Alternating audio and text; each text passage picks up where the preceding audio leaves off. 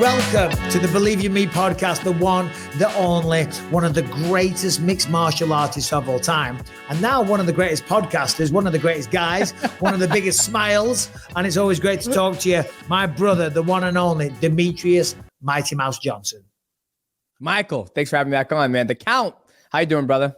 I mean, listen, if Carlsberg did introductions, you don't know what that is. That's an English joke. No one else will get that, so I shouldn't have said it. But I'm doing good, man. I'm doing good. I'm doing better than your timekeeping, brother. My God. The whole team's been sitting here waiting to start for ages. And we're like, well, the guy's one of the GOATs. We'll have to wait.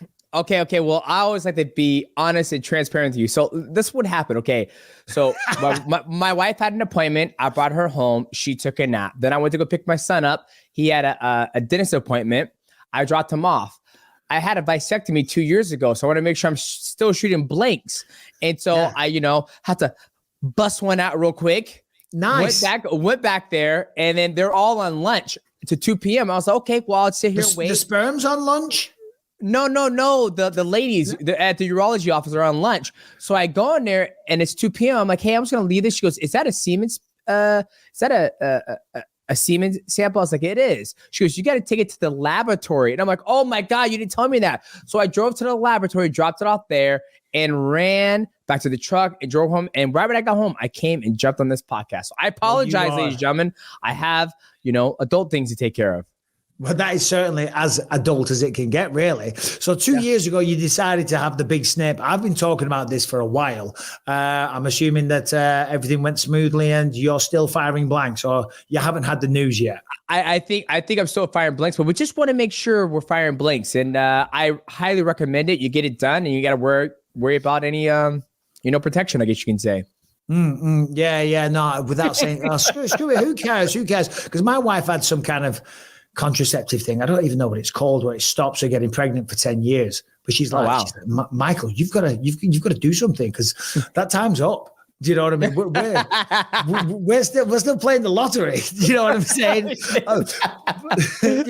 Which I don't want to win that lottery. That's for damn sure. How many kids you got, Demetrious? I have 3. I have 2 boys and 1 girl, and I'm done. What ages? 10, 8, and 5. 10, 8, and 5. Oh, yeah. That's beautiful. Beautiful. Demetrious, you are one of the greatest of all time. But who is your greatest mixed martial artist, in your opinion? Man, when you look at the landscape, there's so many great athletes out there. You have Khabib, you have John Jones, you have Anderson Silva. I mean, the list just goes on and on and on. And if I have to come to the top of my head, I'll have to say John Jones. I feel every single time he fought anybody, he could beat them however way he wanted. Right? Like, obviously he had his tough fights with Alex Gustafsson, Thanos, forget his name off the top of my head. Thiago Santos. Yeah, Thiago Santos. So he's had tough fights, but I feel like at those times when he's fighting, he was like, I'm just here just to do whatever I want. When he fought Rampage, I felt he submitted Rampage. He could have knocked him off if he wanted to. He pulled guard on Rampage. So I'll have to go with John Jones. Yeah. Just thought I'd ask because, you're certainly up there for the conversation. And that is one of those conversations that never goes away. You know what I mean? And it's like opinions are like arseholes. We've all got them. Yep. Data came out recently, said John Jones. And I kind of agree. It's either him or George St. Pierre. But who cares? That's kind of boring. That's played out. That's been done. UFC 300 is around the corner, Demetrious. Yes, you never fought on 1, 2, and certainly not 3. Mm-hmm. Was there ever discussions? Have you been on 1 or 2? No, not at all. I was pretty much taking care of all the box cards, UFC on Fox 3, UFC on Fox 6, 8. So that's where most of my title defenses were taking place. And then UFC 178, UFC 186. I just kind of missed the 200, 300 or whatnot. Obviously 300 because I'm not even in the company anymore. Yeah, no, exactly. What is the status of your fight career currently? I mean, I just saw you ragdolling some big dude, but are you still competing professionally? Yeah, I'm still active. I'm going through this time in my life where I'm home a lot more with the kids and the wife. My father-in-law just went through, he just had 2 open heart surgeries. So we're trying to take care of him. So right now fighting is on the back burner. I've been focusing more on building my brand and the YouTube, and jiu-jitsu is fun, right? Like I train, 3 days a week with the kids, and I can just go away and go compete at a big tournament go compete for a weekend and go back home and get back to life. When you get ready for a fight camp, you got to do the promoting. You got to, take 8 to 12 weeks out of your life away from your wife and kids. And for me, that just doesn't seem very appealing right now. Yeah, I mean, you've done that for so long because I obviously I know what you're talking about. It's a big stress. It's a big sacrifice to make. And as you say, you got family matters to deal with and help your father-in-law and be there for your wife and all the rest of it. So totally get it. Talk to me about this victory that you had in the jiu-jitsu world recently, because that clip went viral. It started off the big dude swinging you around all over the place, but then you get him with a collar choke, I think it was. You used the gi anyway. Yeah. So for me, I love to compete in the gi. It's like a brand new hobby. It's a breath of fresh air. Like you said, I've competed for 18 years. I love it. I love it because it takes away my athletic ability. It takes away my speed, even though I still have speed in it. But imagine if I did no gi, I can just move around however I want. But it was a major tournament in Pans. I wanted to compete. I want to compete at all the major tournaments. So Euros, Worlds, Brazil one day, the one in Japan. Just wanted to compete all those. So Pans was right around the corner, and I was like, I'm going to do it. Went out there. I won my division. I had 3 matches, and I was like, I want to challenge myself. I'm healthy. 3 matches. It's like, YOLO, let's do it. And then I signed up for the Open, and the next thing you know, the first guy I got was the super heavyweight division champ, Mike. And then he was the champ. He was a champ because in open weight division, absolute, from what I've been told, everybody who places top 1 and 3, whoever makes the podium, gets the opportunity to get invited to or put their name to join that tournament, that bracket. And he did it. And the guy I lost to was the heavyweight champ who won the heavyweight division. So yeah, well, congratulations. And that's a pure example of, technique over strength, whatever you want to call it. But I feel for that guy, Demetrious. Why'd you have to make a fool out of him? The guy's a champion at heavyweight, and you're going to choke him out? Yeah. Jesus Christ, have a bit of respect for the guy. He's going to go home to his wife and kids and say, Demetrious Johnson, who's the size of my leg, choked me out, beat me at my own game. That's all he's got in life. You're one of the greatest mixed martial artists of all time, okay? Right? You're going down in history. The guy's just got the jiu-jitsu, and he's going to go back and look his wife in the eye and say, yeah, this guy that can't even get a woman pregnant choked me out. Well, how dare you? Okay. Well, I got my wife pregnant 3 times, so I think we already covered that basis. And it's part of the sport, right? Like I got caught up in the triangle. The guy was absolutely respectful. I was respectful. It could have happened to any one of us. It just so happened it was my day. I'm sure if we were ever to meet again, he's going to approach the fight a little bit different, as I will as well. And it was fun, man. But damn, man, tell your wife, you got beat by someone who can't even get a woman pregnant. How? Come on, babe. No, come on. I'm joking. Yeah, I know.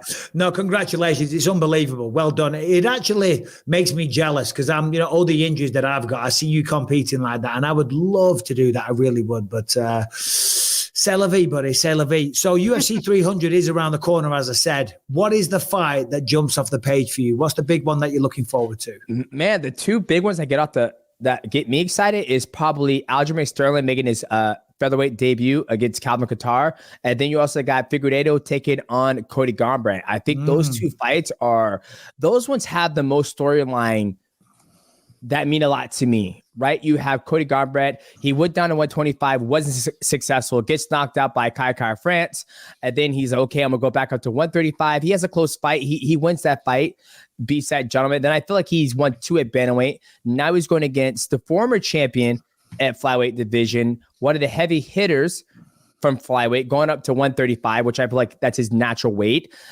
Cody's chin has been tested. I don't know if his chin's still there. How is he going to approach this fight against Figueiredo? Then you have the former bantamweight champion, Aljamain Sterling, going up to 145, where it's more of his natural weight. He's going to be cutting all that muscle off his body. How does he go against a guy with great stand-up, great finishes, and he's very good, very tough. So those 2 are like my that I like to try to keep my eye on. That's what I'm looking forward to from that fight card. Which is very interesting, and I understand the personal connection and why you would pick those. But of course, the bantamweight fight between Figueiredo and Garbrandt, first fight of the night, and then Sterling and Kattar is on the prelims. So if I was to say that, they would say that I'm just hyping the prelims because I from the UFC. But you said it.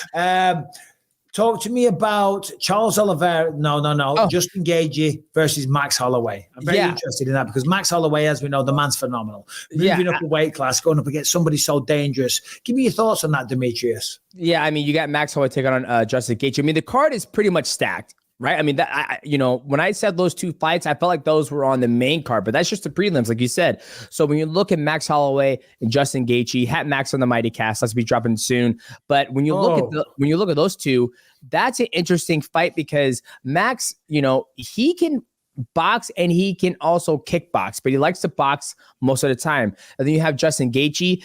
It's kind of weird because a lot of people don't realize Justin Gaethje's background from the PFL days where he used to just hammer people's legs. He would make people quit on the stool during a fight because his leg kicks were so good. And he has a great jab, great combination. He can also wrestle. So that's for the BMF belt. And that's going to be a sick ass fight too. Yeah. Do you know when the last time Max Holloway fought at 155 was? It's against Dustin Poirier, I believe, right? Dustin Poirier. Yep. 5 years to the date. Wow. April 13, 2019. Do you think that's a good omen or a bad omen? I'm not really into omens. I don't believe it. I just, me neither. So time is time. But, I think there's something there. There's something there, but Max is such he's also another big 145er, right? There was one time I was hanging out with him in Hawaii, and the man was like 175, 180. And I'm like, Jesus, bro, how do you make 145, bro? And he goes, I just, I cut the weight. So when I talked to him, he said he put the weight on correctly this time. He was really taking the time to put the weight on and put some strength on. So I'm excited to see how he's going to look when he fights Justin Gaethje. Yeah, because the thing is about Max as well, never been knocked out, as we know. Only finished the one. Or even dropped. Only finished once by triangle armbar against Dustin Poirier in his UFC debut when he was about 12 years old. As you said, his first time at 155, he took it on about 6 weeks' notice, which isn't even a camp. This time he's had 12 weeks. So I'm assuming, and you know better because you've spoken to him, I'm assuming he's packed on some muscle and stuff like that. And he's even putting it out there that if he's successful against Justin, he might stick around and try and challenge Islam. Yeah, I mean, why not? Right. I mean, he's been the champion for a very long time at 145. He's beat the greats, Jose Aldo. He's come up short against Alex Volkanovski. So there's a new storyline there. You got Ilia Topuria, who's down at 145, along with Alex Volkanovski still there. But why not? I feel like 155 probably suits his frame a lot better. Right? Like, why cut down to 145? Put the muscle on. You can actually eat, enjoy yourself. It's going to be able to give you the longevity of your career because you're going to have way more muscle surrounding your joints and more fluid in your brain. So I like that move to 155. He's not like he's a short guy. He's pretty tall. I mean, he's taller than DC, and DC's was the heavyweight champion of the world. They're both 5'11", reaches. No. Sorry, Holloway and Gaethje. They're both 5'11". Okay. It pretty much got the same reach, 79 inch. What is it? 80 inch reach. No, 70 for Justin, 69.5 for Max Holloway. So everything's the same. Would you mind giving a prediction in that fight? Or I'm gonna go with Max. I'm going with my buddy Max. I think Max has the tools to get it done as long as he moves his head. Justin likes to box and throw his leg kicks. Sometimes you see him grapple, but I think this is going to be all on the feet, and I think Max has the better range management. But we'll see. It's a fight. We're going to see what happens. Yeah, you just never know. I mean, Justin Gaethje does seem to get better and better. Against Fiziev, he looks incredible. Knocked out Dustin Poirier. Yep. What do you think about Justin Gaethje taking this fight? Because there's a lot of talk about Dustin Poirier maybe fighting Islam, and Justin Gaethje's kind of annoyed. Obviously, you got Charles Oliveira, Arman Tsarukyan as the number one contender as well. And now Justin, who should, by right, be fighting Islam next. He just knocked out Dustin. He's had a great career. But he's fighting Max. Man, you know how this game goes.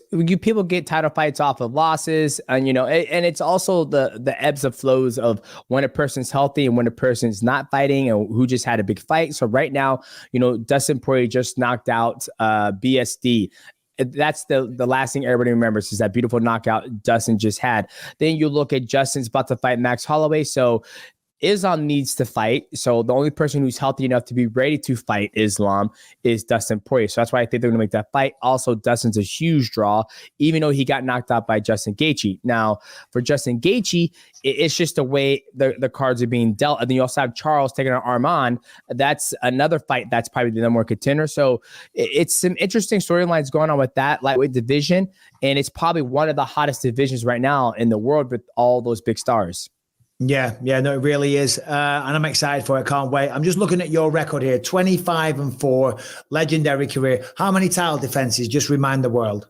11 consecutive, 12 consecutive, but 11 in the UFC. Wow. That's unbelievable. It really is. All jokes aside, Demetrious, I've got tremendous respect for you. Out of all those battles that you've had, what is one that you look back and even though you got the win or maybe you didn't get the win, what's one that it's like, wow, that was a grueling day at the office? I'll say the Kyoto Horiguchi one. That was a grueling one in the office because I remember getting sick on the way over there and just not feeling myself.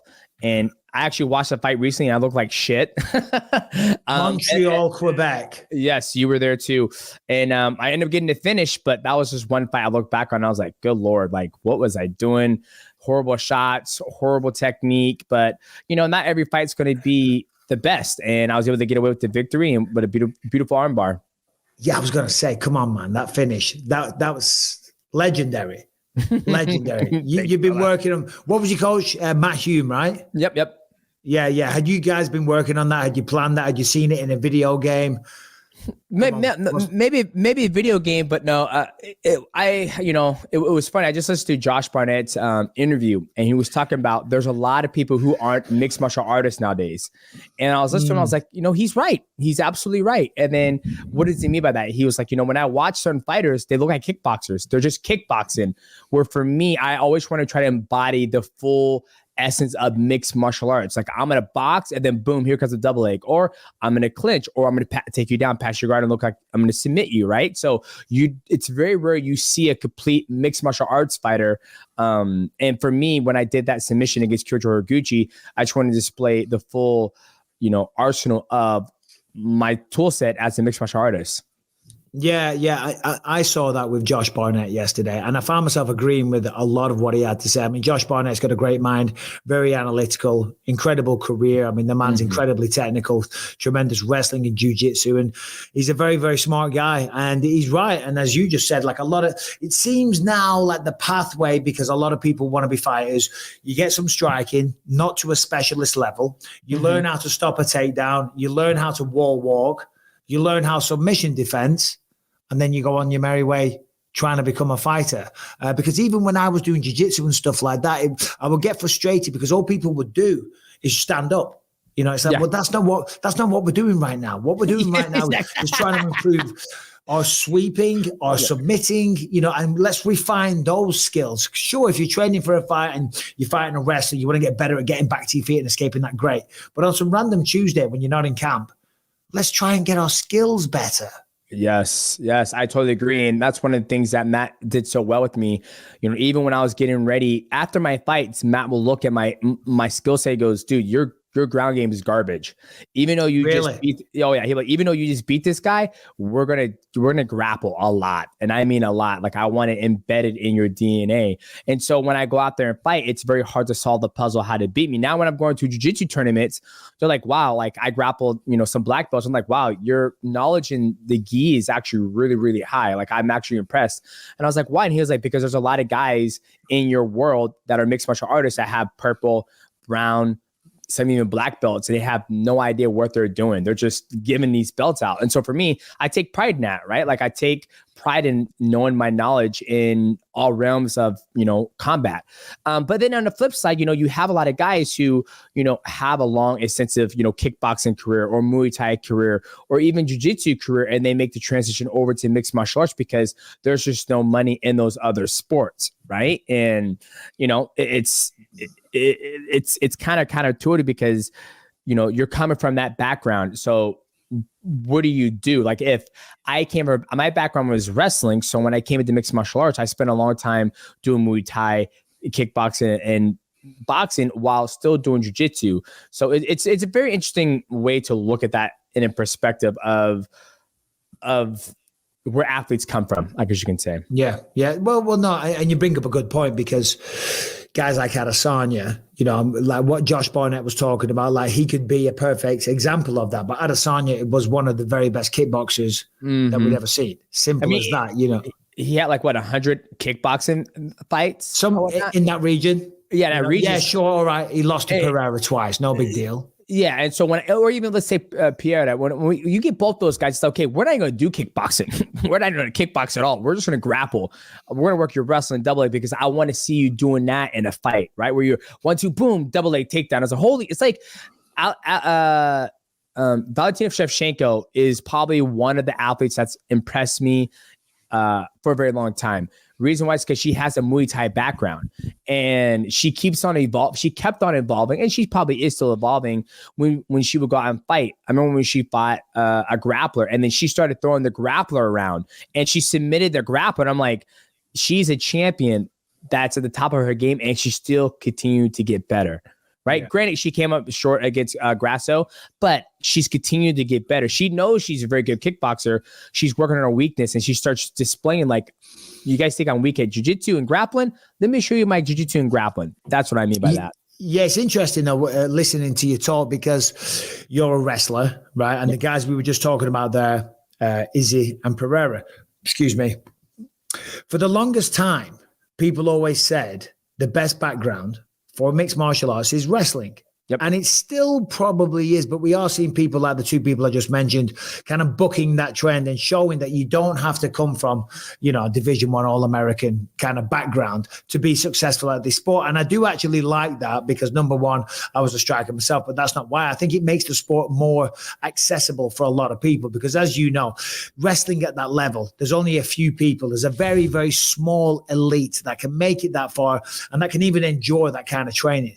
Oh, yeah. I mean, if you're a D1 wrestler, I just met a D1 wrestler. He just got out of his whole career of wrestling, and he says, I would never cut weight again, and all I'm going to do is jiu-jitsu. Like, I don't want to get, granted, he's never done mixed martial arts, but about time you've gone through D1 or even Olympic level wrestling, you don't want to jump into mixed martial arts. There's very few and many who do it. And so with kickboxing or Muay Thai, there is no D1 Muay Thai kickboxing. There is no college kickboxing. So once you turn 18 or not even that, even younger, John Haggerty, one of the best kickboxing Muay Thai fighters in the world, his brother, I think he's like 16, 17, he's doing Muay Thai fights. And so imagine he put 5 years into Muay Thai and he goes, hey, you know what? I think I'm going to transition to mixed martial arts because that's where the money is. Then I come to America. I can say I won championship. I go wherever I want.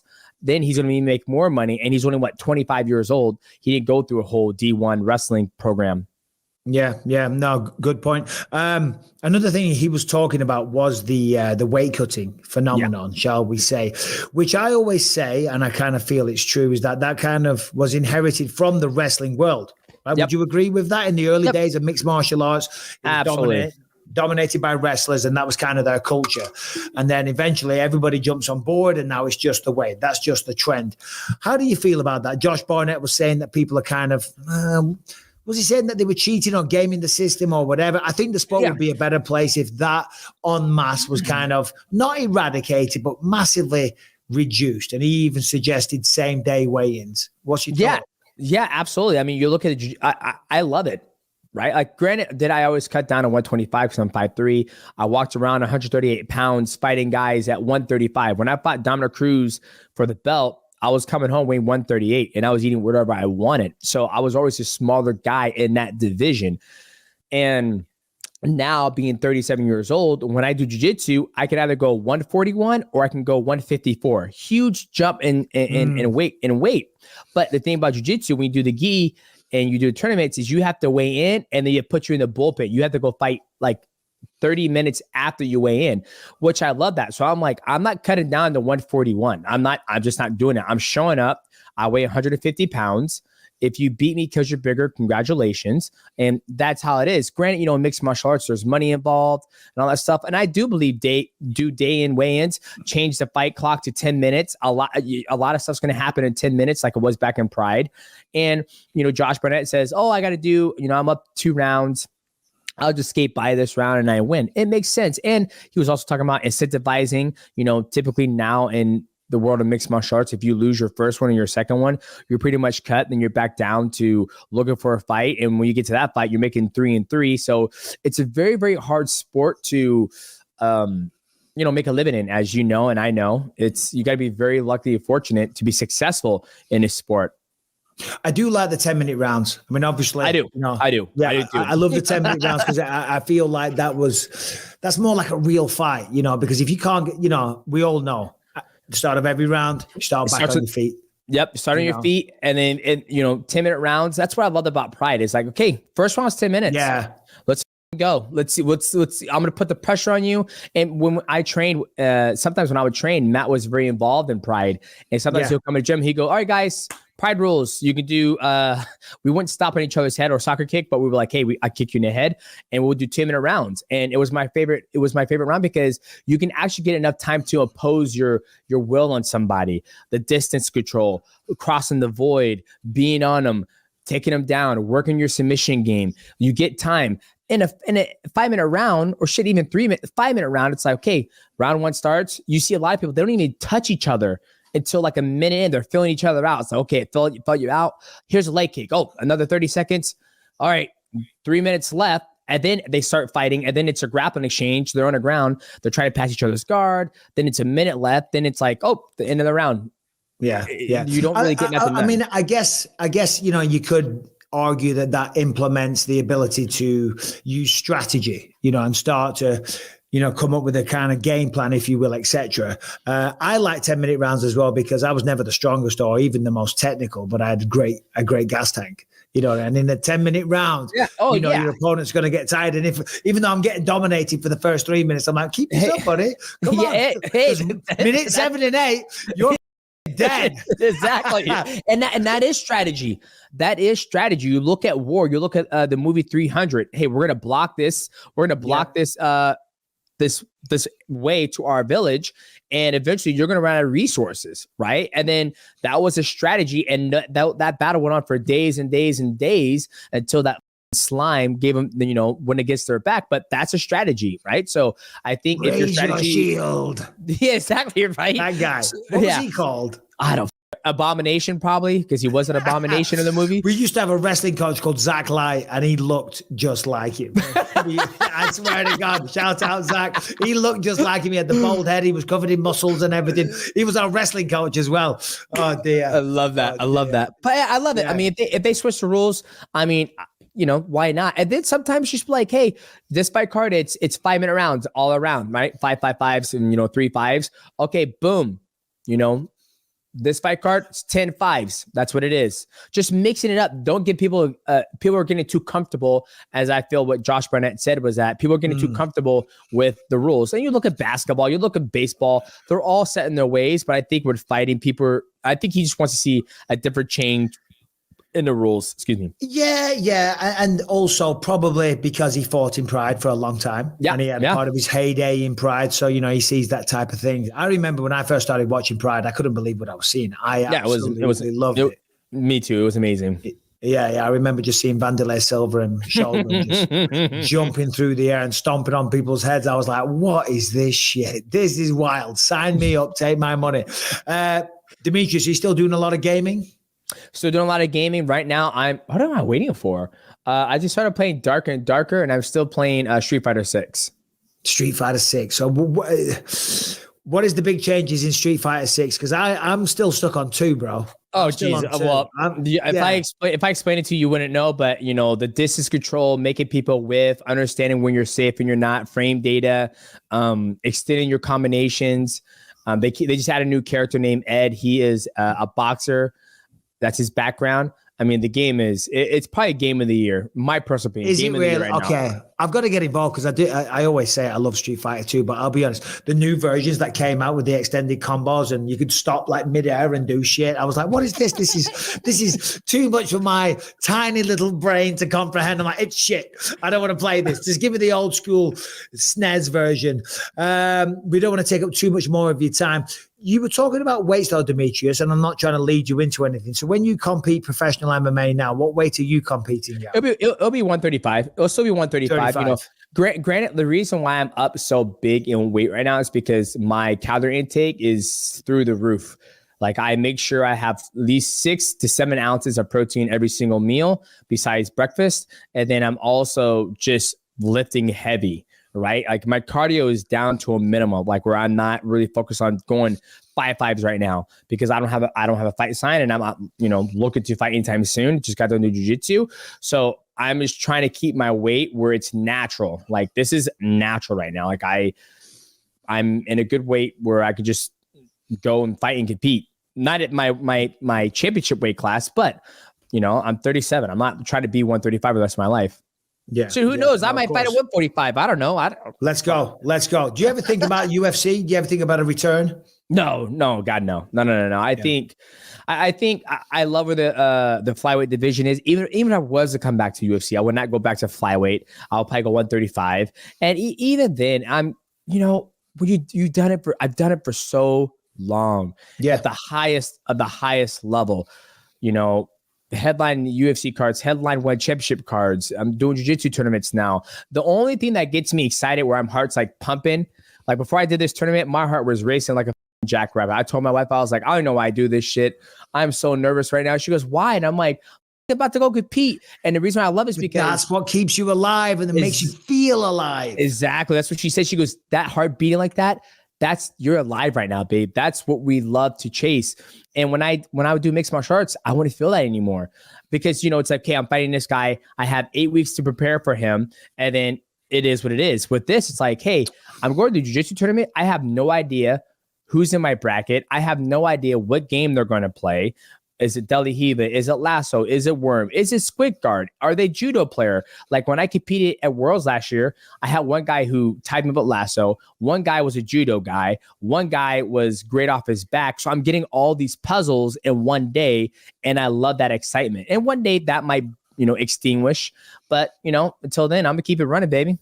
Yeah, and that's what I miss. And I understand why fighters come out of retirement. And of course, a lot of fighters have to do it for financial reasons as well. But I must admit, I was last week because I miss it. I do. I don't miss the training. I don't miss all the rest of it, but I miss the challenge. Yes. I miss having the objective, flying to the other side of the world, getting ready with my team, with my boys, the camaraderie of it, and the challenge of it all. And can I prevail? I missed that challenge. And I was like, do you know what? I'm pretty sure. I almost text Perillo, my coach. I was like, I reckon I could get a fight like somewhere like fucking Japan or somewhere like that. Do you know what I mean? And I was like, no, stop it. And I mentioned it to my wife the other night. She went, no, it's done. I'm like, well, babe, I love commentating. I love it. But I'm going out of my mind here. I was put on this earth for one reason only. And sitting here doing this podcast is not doing it for me. I miss it. Speaking of which, and we'll let you go in a second, you spoke about your children there. Mixed martial arts gave me a rich life, and I don't mean financially. It has made me a very, very happy, content human being. I'm assuming the same for you, right? You have a fantastic lifestyle. How do you feel about your children? A, doing martial arts, which I'm assuming you're definitely a proponent of, but B, if they were to say they wanted to be a professional fighter. Yeah, so A, they all three do jiu-jitsu. I feel jiu-jitsu and grappling and wrestling is part of the stronger suit to pursue mixed martial arts. So I'm already planting the seeds. I'm already trying to build a good foundation. My son is going to do soccer, and then Tyron's going to do track. So I'm working on that athletic ability so they can become, great cardio and understand how to explode and sprint. So I'm already planted the seeds there. That way, if they do want to do mixed martial arts, they're getting a head start than I did, because I didn't start training until I was wrestling, which was 8th grade in middle school. And, I think my oldest son, he's going to be a pilot. He loves aviation. So that's going to provide him with I guess you say he can travel the world and do jiu-jitsu. Right. That's the cool thing I love about jiu-jitsu is that he's trained in Florida. He's trained in Las Vegas. He's competing in Las Vegas. He's going to try to compete all around the world. My daughter, I have no idea what she's going to do, but tell them to pursue mixed martial arts? honestly, it depends where the money's at, right? Like, you know, it depends where the money's at. Like the risk versus the reward. Exactly. Like if my son becomes a pilot, he gonna make more money than half the motherfuckers. Probably 85% of the people who do mixed martial arts at professional level, right? If you calculate how many times they fight, how many hours he works, if he makes six figures, you know, he's gonna make more money than those guys, and he's gonna be able to do it till he's 65 years old, and it's gonna be a better payout. Yeah, we'll have to see. But right now, if I had to choose one of my kids who would be successful at fighting from where they stand now, I'll probably say it'd be my middle son, because he's mentally. He can mentally think through things. Yeah, and as we all know, that is a big part of it. My older son, Callum, he was a wrestler. He's just got his first job right now. He graduated college, but he's talking about doing aviation college coming out of it. I'm like, oh, really? Really? You get your first job and already you want to go back to school? You're sticking that out for a little bit. But it's funny because my youngest, Lucas, he trains mixed martial arts with a very, very good coach, Ben Jones. Shout out Ben.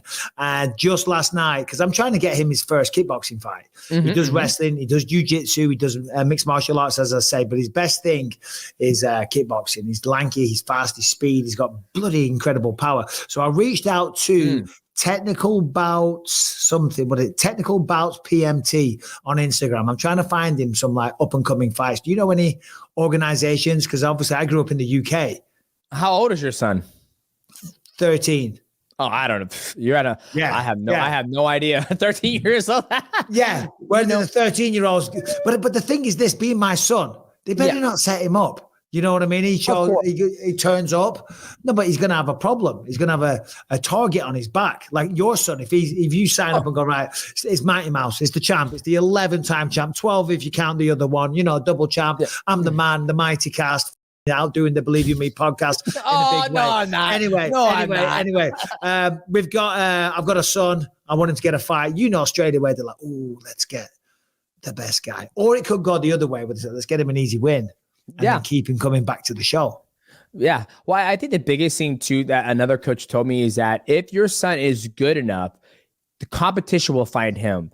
Meaning that, you know, like your son, he's doing kickboxing, wrestling. He's trying to do kickboxing matches.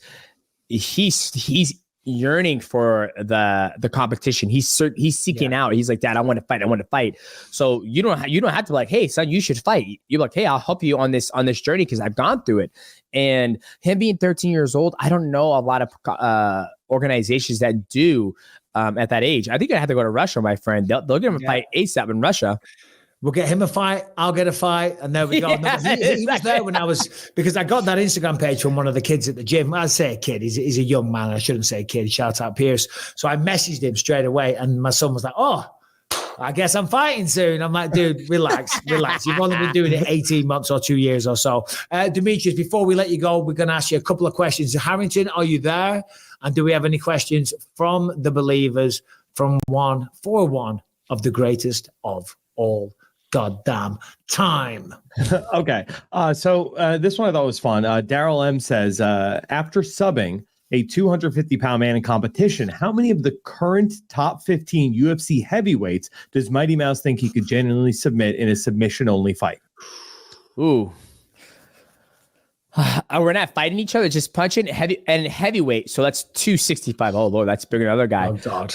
Oh man, it's hard, you know. Like I have to look at the. Do you want the heavyweight rankings? I bet you I get. I bet you I get Derek Lewis. I bet you I get his ass. I bet you I get him. Oh, you know, I feel like if I get at least, you know, 6 of them, I feel comfortable saying 6 out of them. Okay, that's good. I like that answer. I like the confidence as well. I'm sure they would have something to say about it. Well, that crushes little ass. You're muted. Sorry. How many Harringtons could you beat up for me at once? Because every single episode, the guy's on mute for crying out loud. Go ahead, please. Yeah. So you mentioned earlier Street Fighter 6 current favorite game. Somebody wants to know, what is your all-time favorite game? Man, all-time favorite game. That's a hard one because there's so many damn games out there. But if I had to go on a limb and I got stuck on an island with Michael, I'll probably pick Legend of Zelda: Ocarina of Time. If you got stuck on an island with me, that'd be bad. It'd be bad. I know you just slandered me the whole time. Oh, God. Give us one more, Harrington, please, and then we'll let the great Demetrious get on his way. You're muted again. Wow. See what I'm saying? Demetrious, you see what I'm saying? It's like, it's not even a bit at this point. It's like, listen, it's fun because we're laughing. Everyone always says I'm really mean to him. I'm like, dude, we just told you. Oh, my God. Anyway, please. Harrington. Okay. Corey Miller wants to know, who is your favorite fighter to watch right now? Favorite fighter to watch? Probably Charles Oliveira. I enjoy watching him fight. I enjoy bringing on his fights. He always brings it. You know, he goes out there to kill or to be killed. He does not care. I mean, I think he does, but the way he fights, he just goes, man. And I love it. I think it's very exciting. He's definitely one of those guys you can't miss anytime he fights. He's probably, I think he's the most exciting guy in the UFC for sure. I've got one more question for you, and then I will let you go. Sugar Sean O'Malley, if you came back 135, what do you think of Sean? He's great. He's great. I think, and I told Sean this too. I said, Sean, your greatest asset is your mobility and your feints, and to go from southpaw to orthodox, to go fight going forward and going backwards. Right. And he's also like 6'2", I believe. So for me to fight him, it would be, I know, I just like to do that. That's kind of like my joke, right? 5'11". So for me to get across the void, to get in the right position to be able to land a strike, it'll be extremely hard. But I think he's a great champion, and I think he's got some real good fighters that can challenge him. Merab's another one. Umar Nurmagomedov is another one. So there's some good fights for him that I'm looking forward to see how he adjusts to those type of styles, because Chito's a great fighter. He's a little bit slower to get the fight going. But when he started to fight Sugar, that's when he had the most success.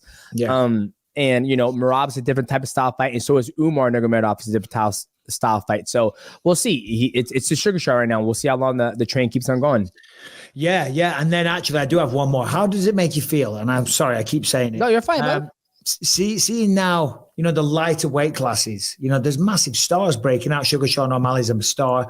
We've got Taporia, obviously, at 125, Alejandro Pantoja, but there's a big focus on the lighter weight classes. As a guy that fought in the UFC at 125 many years ago now, maybe it was kind of a little bit overlooked. And at one point they weren't even there. And then I think under 55 was eradicated. Do you sit there kind of as a proud godfather in some ways? Absolutely. I want all these guys to have the opportunity to make as much money as possible and have as many eyeballs on them as well. Like Alex Pantoja, I'm very happy for him. Same thing with Sugar Sean O'Malley and Ili Topuria. And I want those guys to keep getting eyeballs and building their brand while they're doing it, right? Because eventually they're not going to be a champion. The sport's going to pass them by. And I feel like for myself, I've been doing a good job about building my brand. I got the podcast. I'm still out there doing jiu-jitsu, creating content, doing, videos that are going viral just going out there having fun. So I'm super happy for those guys, and I can't wait to see what the future holds for them. Well, Demetrious, thanks for your time. I hope you're still not firing any blanks. We don't want any more accidents. We don't want any more mighty mice running around. Demetrious, thank you for your time. I owe you one. Anytime you want me on yours, you know what to do. Just shoot me a text, brother. Good luck in the near future, and I will see you soon, brother. Appreciate you, Mike. Appreciate you, man. My man. Take care. Bye.